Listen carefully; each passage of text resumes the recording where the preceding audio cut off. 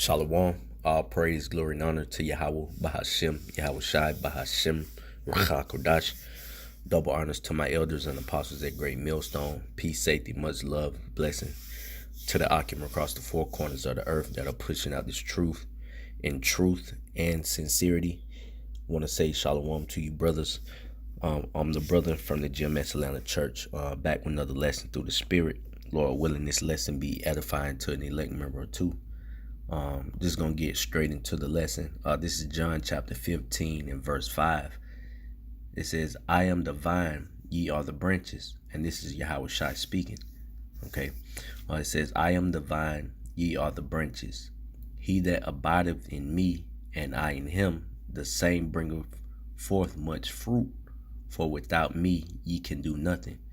So we being the branch, and Yahweh Shai being the vine, we should, in knowing that the things that we value or hold dear to us, and the values and the customs that we should have should be according to Yahweh Bashim Yahweh Shai, because we're, if you would say, in a reflection of him. All right. So everything that we do needs to be upright and righteous, as much as possible, because we have to take into account that we are the ambassadors for Yahweh Shai here on the earth until he returns. And in doing that, we have to bring forth fruit. Okay, we can't just be a branch that is withered and not producing anything, right? Producing these lessons to wake up the hopeful elect, going out to the highways and byways in hopes of gathering, a member of the elect. Just pushing the word, man. And in return, bringing our people, which are the Israelites, so-called Negroes, Latinos, and Native Americans, back to their heritage and in the fold, all right, through Yahweh Bahashem, Yahweh Shai. Okay, so if we're doing all of those things, then we're going to bear fruit, all right? And it has to be good fruit, man. Fruit meat for repentance, not just any old rotten fruit, man, or tainted with parasites. It has to be righteous, wholesome, good fruit, all right? Because a tree is known by its fruits, whether it be evil or whether it be good, which I'm going to further explain throughout the lesson, Lord willing. Verse 5, it says, I am the vine, ye are the branches. He that abideth in me, and I in him, the same bringeth forth much fruit. For without me ye can do nothing. Verse 6, if a man abide not in me, he is cast forth as a branch, and is withered, and men gather them and cast them into the fire, and they are burnt. All right, because you can't do anything with the withered tree, man. That's like having a bad foundation on a house. You got to get rid of it. All right, it's not beneficial. It's not doing anything for you. You cut that branch off, in hopes of another branch growing in its place, and it, bearing fruit and being fruitful, and multiplying its fruits, so to speak. All right, but you have to cut the bad off first in order to in hopes of getting the good. And that's the thing, man. In this truth, you got to be, you got to be on fire. You got to, you got to stay on fire for this thing. You got to go hard, all right? Because if you just sit complacent, you can be replaced, man. Just like, the parable here, in the branch being withered and burnt away, is no good to the rest of the tree, okay? And it's the same, in the ministry. All right, you got to be flourishing. You got to be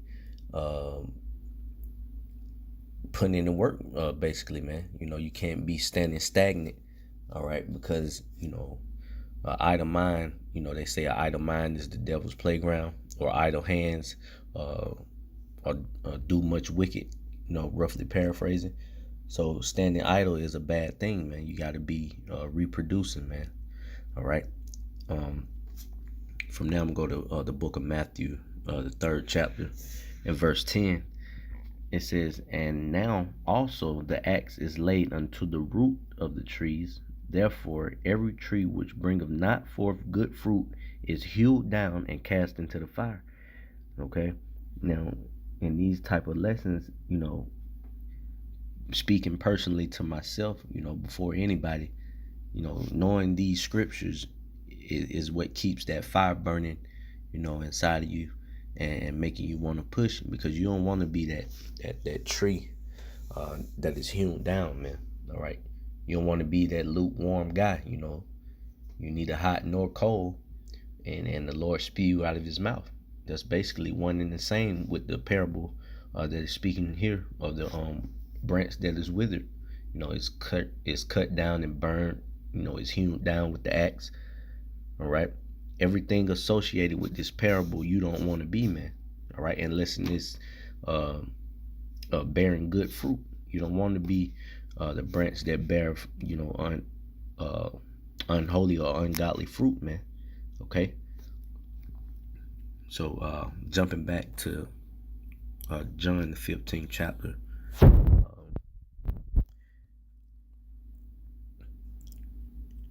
verse 7, it says, if ye abide in me and my words abide in you, ye shall ask what ye will, and it shall be done unto you.